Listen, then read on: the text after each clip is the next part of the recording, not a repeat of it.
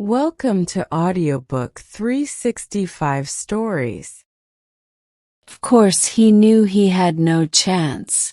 Not even a small one. The idea was silly. So silly that he would understand anything her father did. Really only because he felt so desperate. And because it was his last day in England. He found the courage to try. Even now. He took a tie from the drawer. It was blue and cream with checks. He sat on the edge of the bed. What if she said, "How rude"? Would he be surprised? No, not at all. He thought she would say something like that. If he looked at the situation clearly, what else could she say? He stood in front of the mirror.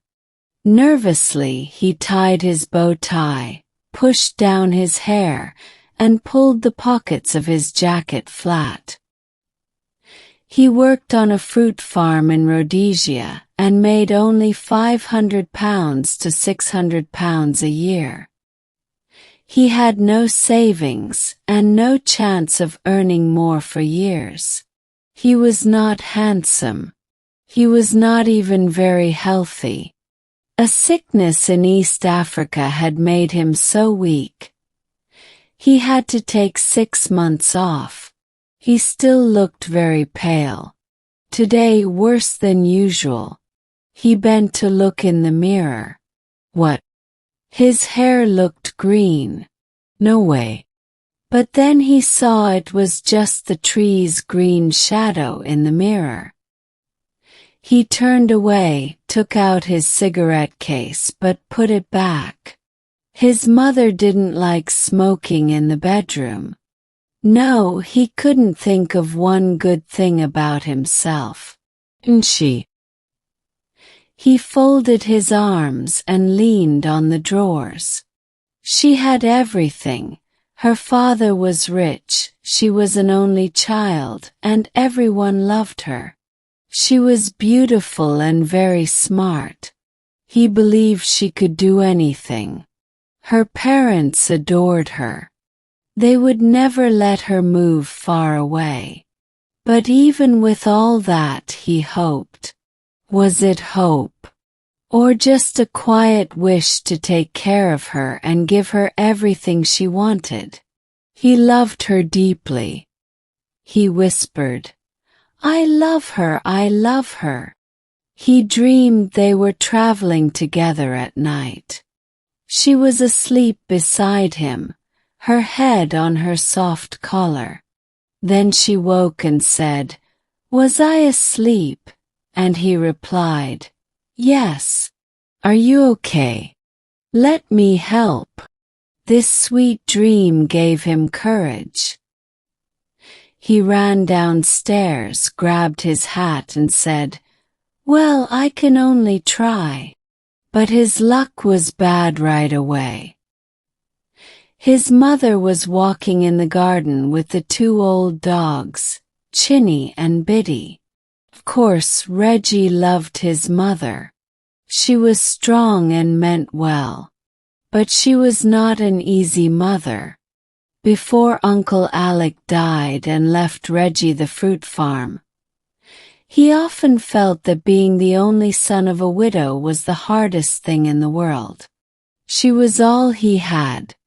She had stopped talking to her family and Reggie's father's family long ago. So when Reggie was far away in Africa, feeling lonely under the stars listening to sad music, he could only think of his mother walking in the garden with the little dogs behind her. She saw him. "You're not going out, Reginald?" she asked. "I'll be back for tea, Mother," he said quietly, putting his hands in his pockets. Snip. She cut off a dead flower. Reggie jumped. "I thought you would stay with me on your last afternoon," she said. The dogs looked at him. Biddy lay down, hot and tired. Chinny looked upset and sniffed the air, as if everything smelled bad. Snip! Another flower head fell. The dogs felt the tension too. "And where are you going?"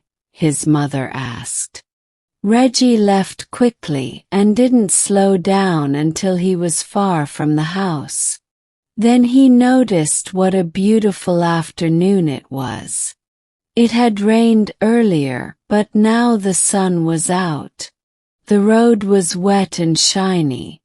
A warm drop of water fell on his hand, then another on his hat. The gardens looked lovely.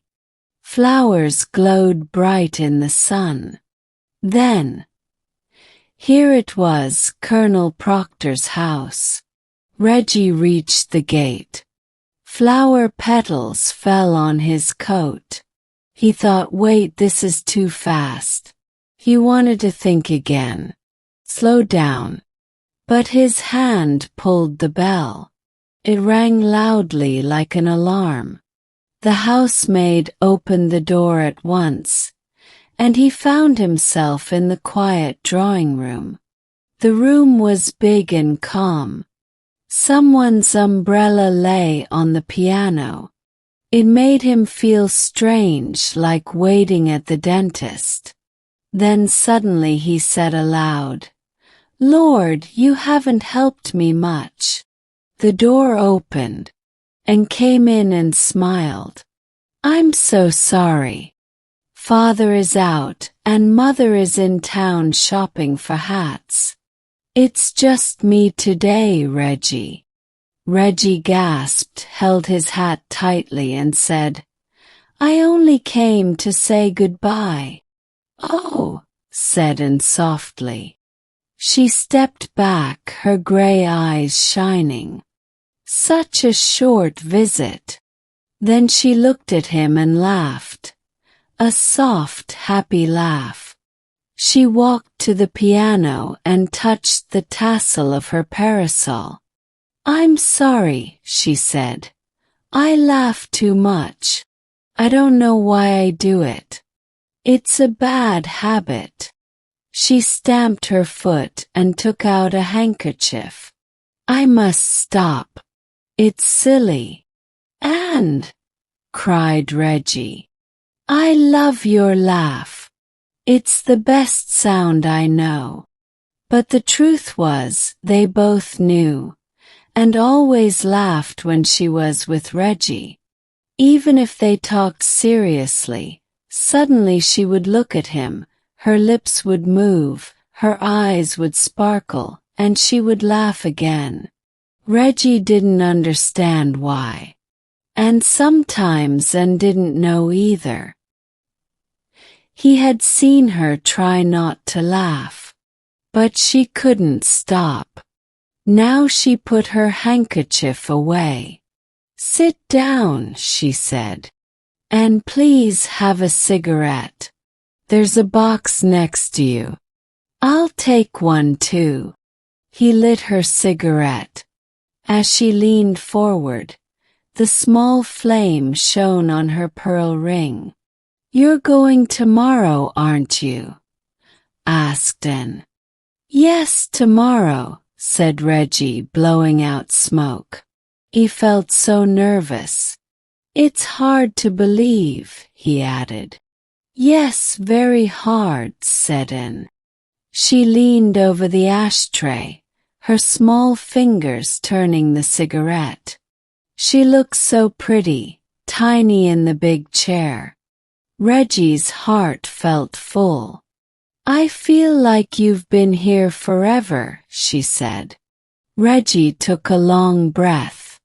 "Going back feels terrible," he said. "Coo-coo-coo," came the sound of doves outside. "But you like it out there, don't you?" Anne asked. She touched her pearl necklace. "Father said last night you're lucky to have your own life." Reggie smiled, but it was a tired smile. "I don't feel lucky," he said. "Roo-coo-coo-coo," the doves called again. You mean you feel lonely, said Anne. It's not just that, said Reggie. He pressed his cigarette into the ashtray. It's the thought of. He stopped, feeling his face get hot. Roo-coo-coo, called the doves again, and stood up. Come say goodbye to my doves, she said. They're on the side veranda. You like doves, right, Reggie? Very much, said Reggie, opening the door for her. Anne laughed again, but at the doves this time. Two doves walked on red sand. One ran forward with a soft cry. The other followed, bowing again and again. See, said Anne. That's Mrs. Dove. She runs, laughs, and Mr. Dove follows, bowing. That's their whole life. They never stop. She gave them some yellow grain. When you think of Rhodesia, Reggie, remember, that's what they'll still be doing. Reggie didn't look at the doves. He didn't hear Anne's words. All he could feel was the strong, hard feeling inside his chest. He had to say something very important. And do you think you could ever love me? He asked. It was done. He had said it. Everything felt still. The garden was full of light, the sky blue, the leaves moving gently. Anne looked at the grains in her hand and touched them with her finger. Then she slowly closed her hand. No, she said softly. Never in that way. Reggie didn't even have time to feel sad before and walked quickly away. He followed her down the steps, through the garden, under pink roses, and across the green grass. There she turned to him. It's not that I don't care for you, she said. I do. But, her eyes opened wide. Not in the way one should love someone. Her lips opened and suddenly she laughed. There. You see, she said. Even now when things are serious, I look at your check tie, and it makes me laugh. It looks like the tie that cartoon cats wear. Oh, please forgive me, she cried. Reggie took her warm hand. No need to forgive, he said quickly. I think I know why you laugh. It's because you are so far above me. You're beautiful and smart, and I'm not. I must look funny next to you. No, Reggie, that's not true, Anne said, holding his hand tightly. You're better than I am. You're kind and good. I'm not like that. But that's not the problem. She shook her head. The real reason is, I could never marry a man I laugh at. The man I marry. She stopped. Her face changed. She smiled in a dreamy way, as if she saw someone else. A tall, strong, perfect man. A man from a movie or a play. A man who walks in and takes the girl with one look. Reggie understood. Yes, I see, he said quietly. Do you? Asked Anne. I hope you do. Feel so bad. It's hard to say all this. I've never, she smiled. Isn't it strange? Can say anything to you. I always could. She kept talking. I've never liked anyone as much as I like you. I've never felt this happy with someone. But it's not love. Not the kind they write about in books. She paused. We would be like Mr. and Mrs. Dove. That was the end for Reggie. Heard too much. Don't say more, he whispered, turning away. He looked across the lawn.